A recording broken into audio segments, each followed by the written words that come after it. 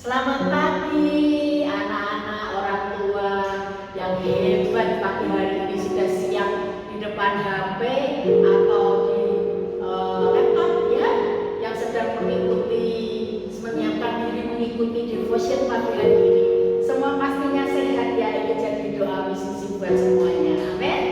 Pagi hari ini sebelum kita masuk di dalam devotion, Misi mau ajak anak-anak, Bapak Ibu, semua orang tua yang mendampingi juga untuk kita berdoa terlebih dahulu. Kita mengucap syukur kalau pagi hari ini kita ada sebagaimana kita ada, semua karena kebaikan Tuhan ya. Mari kita berdoa. Tuhan Yesus, kami berterima kasih buat kebaikan dalam hidup kami Tuhan. Engkau sangat-sangat baik dalam hidup kami Tuhan. Kami bersyukur kalau kami pagi hari ini masih ada sebagaimana kami ada Tuhan. Nafas kehidupan yang diberikan kembali dalam hidup kami Tuhan. Kami berterima kasih Tuhan, kami berterima kasih. Biar pagi hari ini sebelum kami memasuki anak-anak belajar Tuhan, Engkau tolong Tuhan. Kami mau menyiapkan diri kami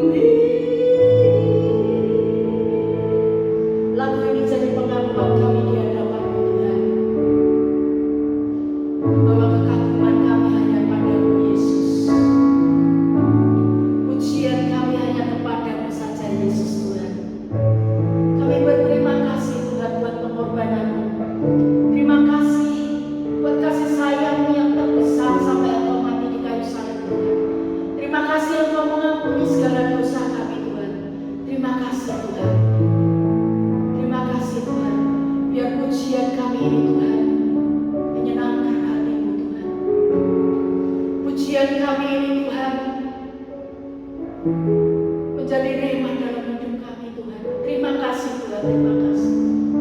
Kalau sebentar kami mau mendengar firman-Mu Tuhan, kami mau siapkan tanah hati kami yang baik dan benar Tuhan. Biar benih-benih firman Allah yang ditaburkan itu Tuhan berakar, bertumbuh dan berbuah dalam hidup kami Tuhan. Koreksi setiap hati kami untuk kami mendengar kebenaran firman, menerima kebenaran firman Tuhan. Terima kasih, kami mengucap syukur hanya di dalam nama Tuhan Yesus Kristus. Semua yang percaya katakan amin. Shalom, kembali bersama dengan anak-anakku di Terang Bangsa yang pagi ini kita sedang mengadakan devotion. Namun sebelumnya mari kita akan berdoa. Bapa yang di surga, terima kasih untuk hari ini. Engkau beri kesempatan kami untuk sejenak merenungkan beberapa saat akan kebenaran firman-Mu. Tuhan, beri kepada kami roh hikmat, roh pengertian, dan roh wahyu. Di dalam nama Tuhan Yesus kami berdoa dan kami mengucap syukur. Haleluya. Amin. Anak-anak, pada kesempatan saat ini kita sedang membicarakan, merenungkan tentang rencana Tuhan dalam hidupku. Ini merupakan topik yang diberikan pada saya untuk kita bersama-sama sejenak untuk merenungkan hal ini. Saya ingat akan firman Tuhan di dalam Mazmur pasal 33 ayat 11 yang berkata demikian, "Tetapi rencana Tuhan tetap selama-lamanya, rancangan hatinya turun-temurun." Wah, luar biasa. Desain rancangan Tuhan untuk kita itu dikatakan tidak pernah gagal. Tuhan akan mengerjakan sampai akhir. Nah, rancangan seperti apakah yang Tuhan lakukan atas hidup kita?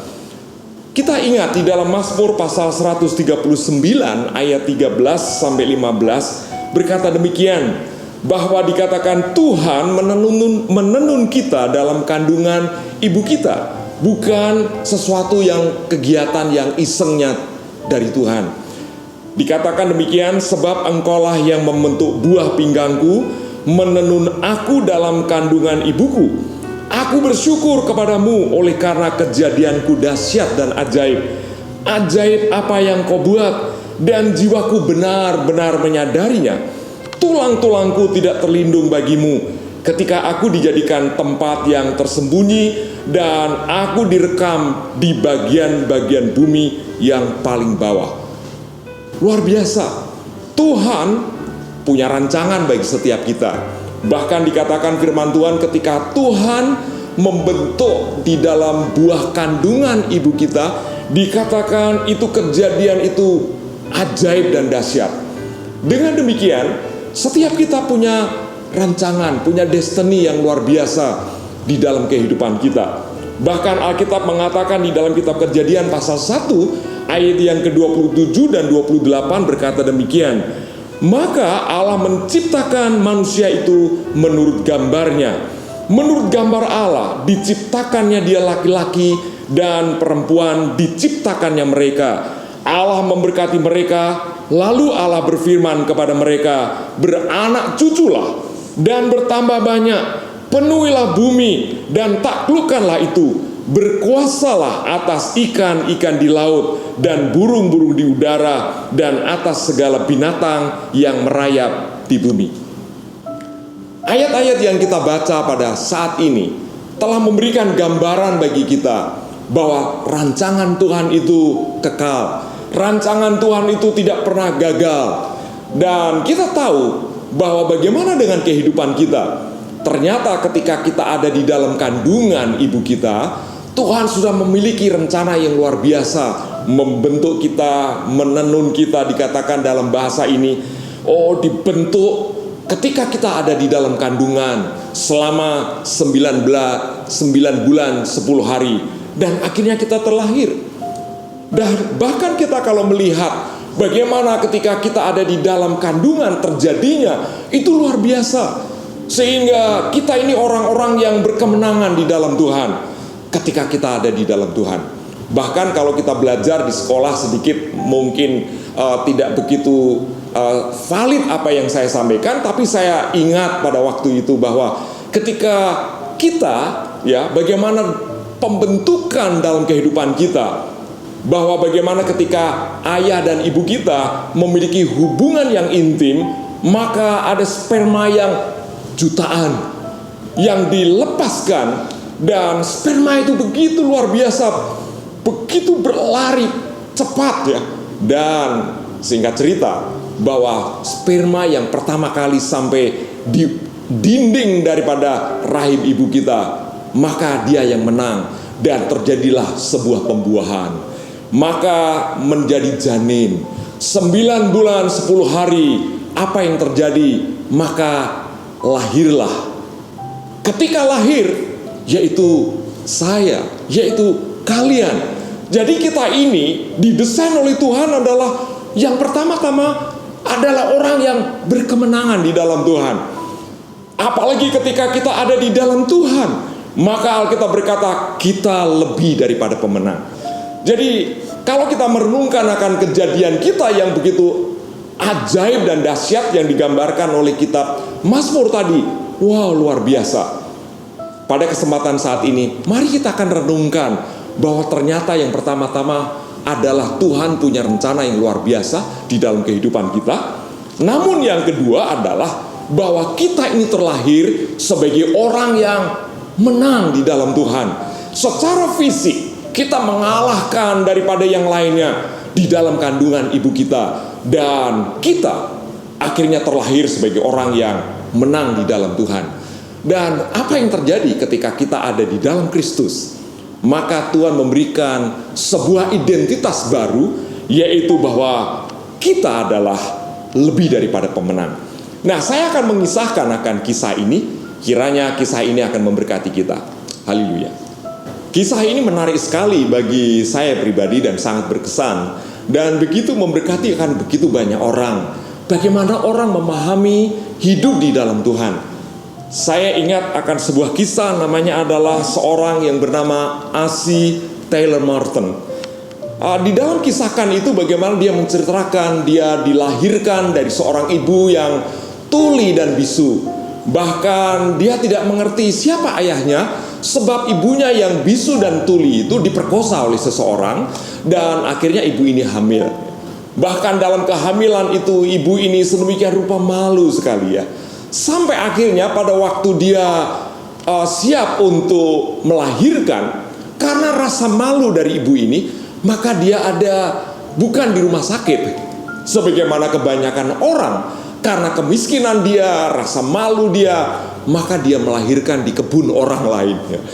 Dan di situ ada seorang yang pemilik kebun itu, seorang yang tua. Maka orang yang tua pemilik kebun ini menolong ibunya ini untuk melahirkan seorang anak. Maka anak yang terlahir ini adalah seorang anak perempuan. Ibunya memberikan nama kepada anak ini, yaitu A.C. Taylor Morton, saudara. Wah, ketika dia mulai bertumbuh, dia merasa melihat lingkungan yang miskin. Maka apa yang terjadi? Dia juga jadi beban dalam hidupnya. Dia malu. Bahkan orang lain terlontar bahwa "Asi, kamu itu anak haram." Wah, sudah miskin, kemudian dibully oleh teman-temannya yang ada di sekolah. Coba kita bayangkan kayak apa seorang anak yang sudah jelas miskin, tidak punya ayah, kemudian diberi olokan anak haram, dan itu menjadi sebuah double atau triple daripada apa? Sebuah tantangan yang memberatkan dia. Dalam kondisi seperti itu, A.C. Taylor, dia apa? Begitu marah, dia bersungut-sungut. Bahkan dia benci dengan lingkungan, bukan benci saja dengan teman-temannya yang mengolok dia. Bahkan pada akhirnya dia benci dengan Tuhan. Mengapa aku dilahirkan dalam keluarga yang miskin? Ya, memang ada dalam kehidupan kita ini, kita tidak bisa memilih, ya. Kepada siapa kita menjadi dilahirkan, kepada keluarga siapa kita tidak bisa memilih. Ada pilihan-pilihan, tapi ada hal yang dimana kita tidak bisa memilih. Yang pertama, kita tidak bisa memiliki rambut yang keriting atau rambut lurus.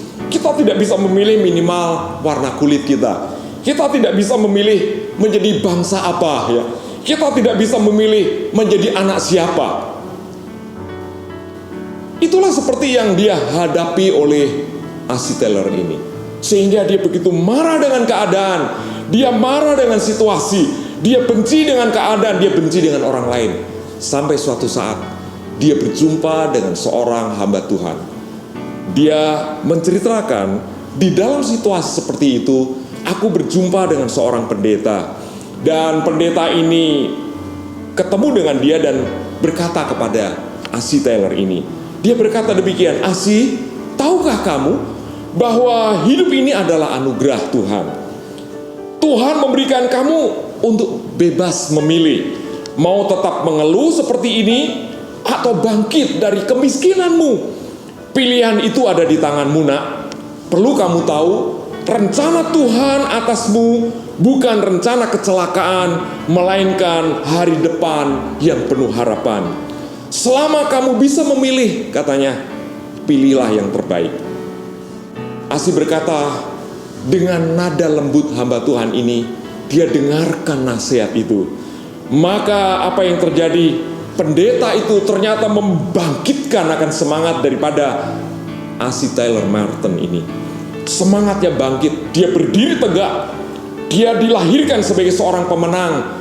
Ketika ada di dalam Kristus, lebih daripada pemenang. Dan dia mendengar akan firman Tuhan itu, bahwa Tuhan punya rencana dalam hidupnya, masa depan yang penuh dengan harapan.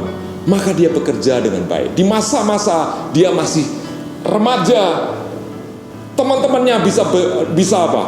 Bisa bermain, dia bekerja. Tetapi dengan kebenaran ini, dia bangkit. Dia sekolah. Dia kemudian sampai dikatakan dia pernah mengalami prestasi yang luar biasa, menjadi seorang yang cum laude. Luar biasa bukan ya? Kemudian dia sekolah, dia menemukan identitas dirinya bahwa Tuhan punya rencana yang luar biasa. Berkat doa ibunya, berkat kegigihan hidupnya, berkat kebenaran firman Tuhan yang dia percayai, hingga akhirnya Tuhan memberkati dia. Tahukah kamu pada akhir daripada hidup karir daripada A.C. Taylor Martin ini, dia adalah orang pertama kali kulit hitam yang berambut keriting gitu, diangkat menjadi menteri keuangan pertama dalam sejarah Amerika ketika presidennya Jimmy Carter. Wah, luar biasa. Dia adalah wanita kulit hitam pertama yang menulis di dalam tanda tangan di dalam dolar Amerika. Kehidupan yang diterima dalam hidup dia membuat A.C. Taylor Martin hidupnya berubah. Saya percaya dalam kesempatan saat ini Tuhan punya rencana yang luar biasa. Izinkan rencana Tuhan tidak pernah gagal dalam hidupmu. Ketika kamu membangun kehidupan bersama dengan Tuhan, ketika kamu punya firman Tuhan dalam hidupmu yang membuat kamu punya masa depan yang penuh pengharapan. Kiranya Tuhan memberkati dalam renungan pagi ini, dan mari kita berdoa. Tuhan, terima kasih apa yang kami renungkan pagi ini. Kiranya Tuhan memberkati kepada anak-anak kami yang ada di SD, yang sedang belajar di SD, yang ada di SMP maupun SMK, maupun yang ada di PKBM. Bahkan apa yang bisa kami dengar pada saat ini, kiranya Tuhan memberkati. Kami mengucap syukur, biarlah Yayasan Terang Bangsa ini, kami semuanya memiliki masa depan yang penuh pengharapan di dalam Tuhan. Di dalam nama Tuhan Yesus kami berdoa dan kami mengucap syukur. Haleluya. Amin. Tuhan memberkati.